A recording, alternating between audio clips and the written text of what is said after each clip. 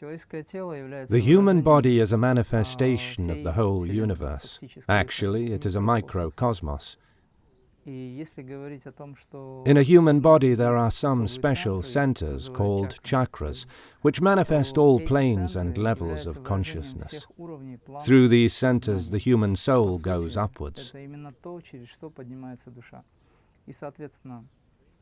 Chakras are called spinal centers because they are located on the astral plane throughout the length of the spine.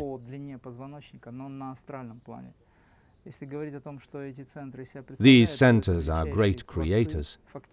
They carry immense knowledge and enormous transcendental strength, which manifests itself on different levels of consciousness and on various planes. When we're practicing Kriya, we raise our consciousness through these sensitive spinal centers to heaven.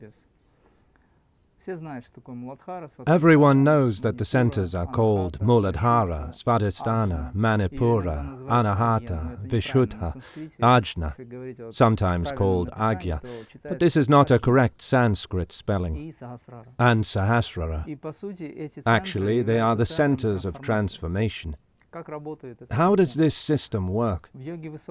During the practice of Kriya, Yoga of the High Path, we trigger the mechanism consciously. We have a high idea which exists on the mental plane. The mental plane controls breathing. While practicing Kriya, we focus consciousness on spinal centers. 6 spinal centers are very sensitive and allow us to get knowledge given from above.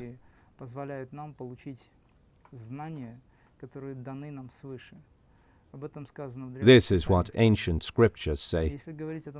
As we are practicing consciously, we focus our attention on these sensitive centers and, step by step, release energy in the form of information. Getting this knowledge, we can achieve self-realization, which we are striving after. So, chakras are special centers in the human body.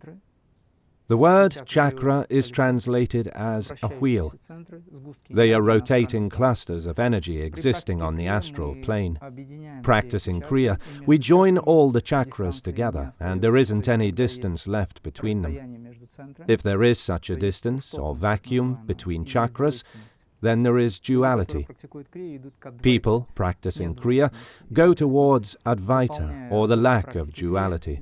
Special Kriya techniques lead us to the amalgamation of the centers into the powerful energetic potential, or into the divine tabernacle. Actually, practicing, we set in motion a dynamo aspect. A person raises Shakti and reveals stamina. Going through the centers, this energy opens and removes all the blocks which restrict its upward movement. So, a person awakens from ignorance and goes to the light. The top of the head is the 7th heaven. The whole head is an embodiment of the 7th heaven, a goal which all the people pursue. This is a place where the Christ consciousness resides, the place of Mahavatar Babaji and Sai Baba residence, if images are concerned.